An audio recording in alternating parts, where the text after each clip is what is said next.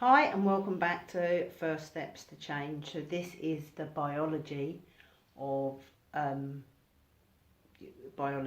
you and your thoughts.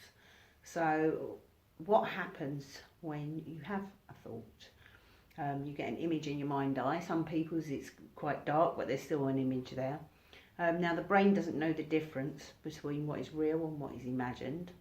So whatever you imagine, your brain responds to and instructs your body to make the chemicals as though it is going to happen or if it is happening. So I want to introduce you to a concept that most people have heard of, but not many people think about, and it's this: false evidence acting real. So we can call it fear for short. So fear. Everyone is afraid of something. Everyone. Okay, so what was the last worrying thought that you had? Just have a think about it. What was the last worrying thought you had? You got pictures in your mind's eye that turned your stomach to lead. So take a moment. Can you see them now? Can you remember them? Can you see them now? Take a moment to think of it. Those worrying thoughts that fill you with dread. You know the ones I mean? What if this? What if that? I'm worried it might happen. I remember it happening before, so I'm afraid it will happen again. Do you feel it here in your stomach? Okay, so what you are experiencing is fear. False evidence acting real. So it isn't happening, but you're imagining it happening, and your body is making the chemicals as though it is happening. So adrenaline, fight or flight. So when you are worried, your body is making a chemical called adrenaline. So it's a hormone, and it's designed to help you get out of danger. It's designed to deal with emergencies. So when you have fear, your body makes adrenaline. So you're going to feel different things. So first of all, you feel it in your stomach here. It's the first thing you feel. That heaviness in your stomach, that lump in your stomach, that is adrenaline. That is adrenaline shutting down your stomach. So when you are dealing with an emergency, if you're running from a danger or going to have an argument with somebody, you don't need the contents of your stomach. You need to be as light as possible. So your body is preparing to expel the content. So you might feel sick, you might want to go to the toilet. So it loosens your sphincter muscles and it loosens your bladder. So you are more likely to need to go to the toilet or to the wee, or you will feel sick. So that is because your stomach is shutting down, because adrenaline is told it to shut down. So all non-essential areas aren't needed, shut down to deal with the emergency. So that's what you got here. So at the same point, your adrenals are sending adrenaline to your liver, and that is telling it to make more sugar and more something called cortisol. So cortisol releases fats from your liver, and it also helps you to deal with the aftermath of the emergency. So if you are having it's like an anti-inflammatory, so it helps to repair your body. Okay, so you get more energy to either fight or flight. Arteries open, so that's letting in more blood. So your heart is pumping faster than usual. Your muscles tense. So what they're actually doing is filling with blood. So the vessels in your muscles open, fills with blood, and your muscles become tense. Your skin is more tense, so the hairs on your skin stand on end. You will sweat more. Your pupils dilate, so you can see more image around you to get with danger. So you can sweat. Did I say sweating? And one that we don't really think about very much, you might lose your hearing. So if you're in an emergency, you might not hear the people talking to you, and that is because you're focusing on the danger ahead of you, as opposed to worrying about hearing. You're dealing with the emergency. So all these things happen very, very quickly. So we are going to talk about the biology. So what actually happens is that a stimulus comes in through the spinal cord, either through any of your five senses. You either see something that scares you, you might hear something that scares you, you might feel something, burning hands, and you might smell fire, you might taste something that doesn't taste like right, so you might be poisoned. So all of these things come through the spinal column and goes to the thalamus, and it gets sent out to all different areas of your body. So we talked about this before. So what happens is it comes in through the spinal column, and this is your thalamus. So from the thalamus, if it senses danger, it goes to the amygdalae. So the amygdalae are two little almond-shaped parts of your brain. They deal with mainly memories and your stress response. So if you sense there's danger, there's two different ways that your brain can go from here. The fast road takes just a 50th of a second to get there. So it drops from the amygdala to the hypothalamus next door.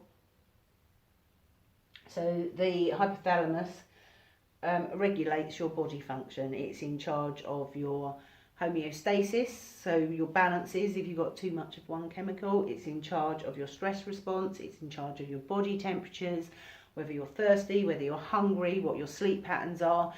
The hypothalamus is just a little part of your brain, but it does so much. It's a really interesting part of the brain.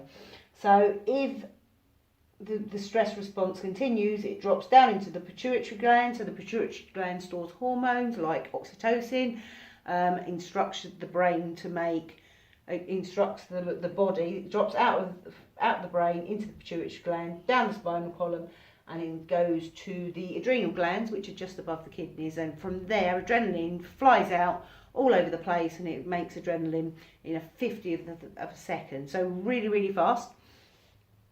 The slow road is only slightly slower, it's a 1/5 of a second. Okay, so it goes from the amygdala to the hippocampus. So the hippocampus stores all your memories that you have. So say if you're laying in bed at night, imagine you're laying in bed and you hear a noise. You hear that noise? What's that noise? Instantly, you might go, stomach lid, what's that noise? Is there somebody in the house? Is there somebody outside? Is there burglars? And you might start pumping with adrenaline. So this is your fast road, and at the same time, from the amygdala, a transmitter goes to the hippocampus, which is there danger? And you might go, well, this house never makes a noise like that. Yes, there's a danger. Get prepared. Or it might say, oh no, the cat next door always bangs on that bin every single night. So no, it's that, so I don't have to worry about it. So it goes two different ways, and you respond to different ways. If there's a danger, your body speeds up even more, ready to deal with the emergency. If you say, oh no, it's just next door's cat, well then the body might start to slow down. So if you are used to having worrying thoughts all the time, and you're often anxious, then your body slows down much, much slower. So it can take a 50th of a second to start building adrenaline, but it can take 2 hours for your body to stop making adrenaline, which is why you can wake up in the night and be awake for hours, because your body is still slowing down even though you know there's no danger.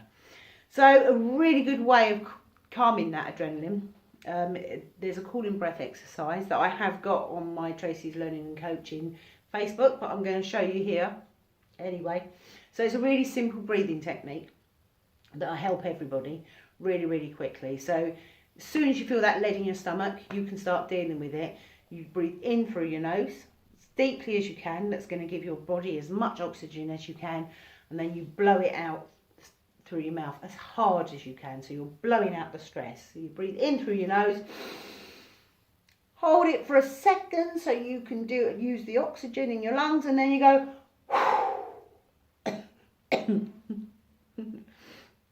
That's not meant to happen. Quite dry today. Sun is shining.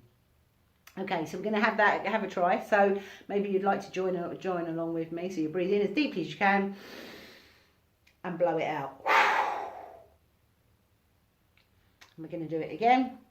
So if you'd like to join along with me, please do. Nobody else can see you, just me. I can't see you either. So breathe in, breathe out, and you can start feeling that adrenaline starting to slow down. And we're going to do it again. You breathe in through your nose as deeply as you can. Blow it out. Blow out the stress, blow out the fear, and just start telling your body to relax. So I want you to have a go of that. So there's a bit of a meditation that goes along with that, which I'm going to show you. So that is great. And you know, if I get adrenalized, I literally just and I start calming down because I know what I'm doing and I've been practicing it for many, many years. But if you're suffering from anxiety, a great way, a great meditation to help you slow that and stop stressing, stop worrying, is you put your hand in front of your face and you're going to do the cooling breath. So you breathe in through your nose, blow it out, and feel the air as you blow out. You're blowing it against the skin of your palm of your hand. From there, I'm going to move my hand away a little bit and blow it again. So again, I'm going to feel it against the skin. So join in with me, put your hand in front of your face, make a circle with your mouth and blow it out. And again, you're going to do it again. And while you're doing this, you're not thinking of anything else. You're thinking about whether you can still feel the air against the palm of your hand.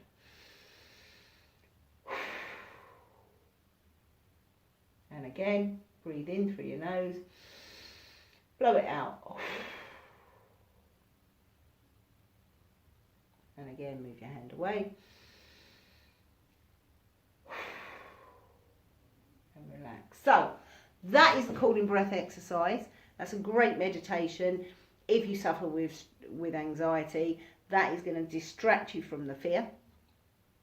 And it's going to start giving you some cooling down as well at the same time. So you're going to get the best of both. So what I want you to do is, the video is going to end.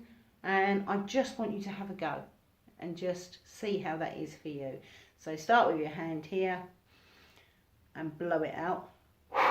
And then keep moving your hand away until you can't feel it, or when you're right out there, can you just about feel it? Probably depends on whether you smoke it or not. I don't know, or whether you've got asthma. So just have a go and see how far you can stretch your hand and still feel the air. See how this works for you and see how much calmer you feel after that. See you in a minute.